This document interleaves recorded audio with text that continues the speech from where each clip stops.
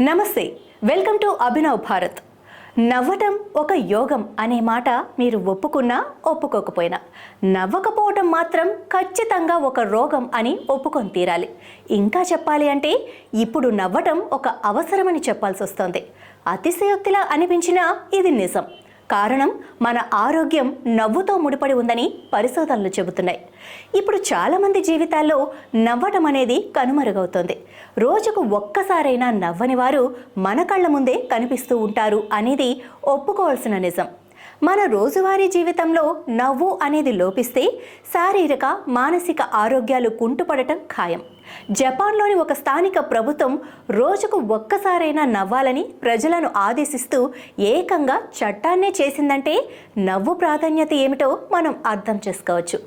నిజానికి నవ్వడం అనేది ఒక భావోద్వేగమే. దీన్ని సైన్స్ కూడా బలపరుస్తుంది. దీంతో శారీరక, మానసిక ఆరోగ్యం ముడిపడి ఉందని అధ్యయనాలు ఘోషిస్తున్నాయి. మానవ సంబంధాలు సైతం దీంతో ముడిపడినవే. మరి ఇంత గొప్పదైన నవ్వు వెనకాల ఉన్న శాస్త్రీయ సంగతులేంటో ఒక్కసారి తెలుసుకుందాం. నవ్వడం అనేది ఒక్క మనుషులకు మాత్రమే సంబంధించిన విషయం కాదు. కోతులు, ఎలుకలు వంటి జంతువులు సైతం నవ్వుతాయి. చక్కిలిగిలి పెట్టినప్పుడు, శారీరకంగా సన్నిహితంగా ఉన్నప్పుడు కూడా చాలా క్షీరదాలు నవ్వుతాయి. మనము చక్కిలిగిలి పెట్టినప్పుడు నవ్వకుండా ఉండలేం.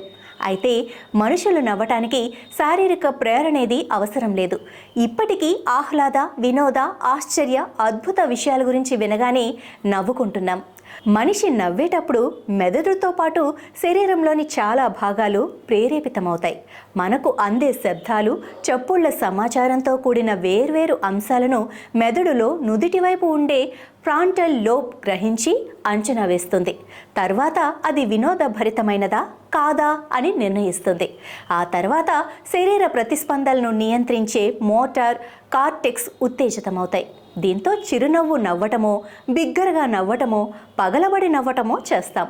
నవ్వటం మొదలుపెట్టినప్పుడు పక్కటెముకల గూడు చాలా వేగంగా, చాలా ఎక్కువగా సంకోచిస్తుంది. నవ్వినప్పుడు మెదడు లోపల ప్రసారమయ్యే ఎండార్ఫిన్లలో మార్పులు ఏర్పడతాయి. నవ్వుతున్న కొద్దీ అడ్రినల్ హార్మోన్ మోతాదులు తగ్గుతూ వస్తాయి. ఒత్తిడికి కారణమయ్యే కార్టిజోల్ హార్మోన్ల స్థాయిలు కూడా క్రమంగా పడిపోతాయి. ఫలితంగా మానసిక స్థితి మెరుగుపడటంతో పాటు ఒత్తిడిని జయించగలుగుతాం. అందుకేనేమో మనిషి కావాలని హాస్యాన్ని పండించుకోవటం నేర్చుకున్నాడు.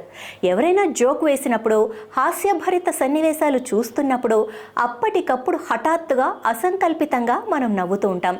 ఇలాంటి భావోద్వేగంతో కూడిన నవ్వు స్వచ్ఛమైన, నిజమైన ఆనందానికి సంకేతం. మానసిక నిపుణులు, హాస్య నటులు ప్రయత్నించినప్పటికీ వినోదాన్ని కలిగించే సార్వత్రిక సూత్రాన్ని కనుగొనలేకపోయారు. కొన్నిసార్లు ఇతరుల బాధలను చూసి కూడా నవ్వు పుట్టొచ్చు. కొన్ని శబ్దాలు, పదాలే సహజంగా నవ్వు తెప్పించవచ్చు. చుట్టుపక్కల వారికి ప్రదర్శించడానికి కూడా నవ్వాల్సి రావచ్చు.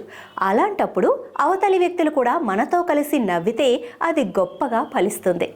ఒత్తిడితో కూడిన పరిస్థితులు సద్దుమణగటానికి కూడా నవ్వచ్చు.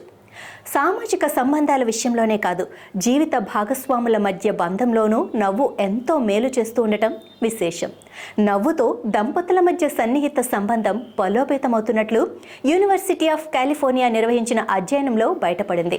ఒత్తిడితో కూడిన అంశాల గురించి మాట్లాడే సమయంలో నవ్వటం వల్ల సానుకూల భావోద్వేగాలు మరింత ఎక్కువగా ఉంటున్నట్లు గుర్తించారు.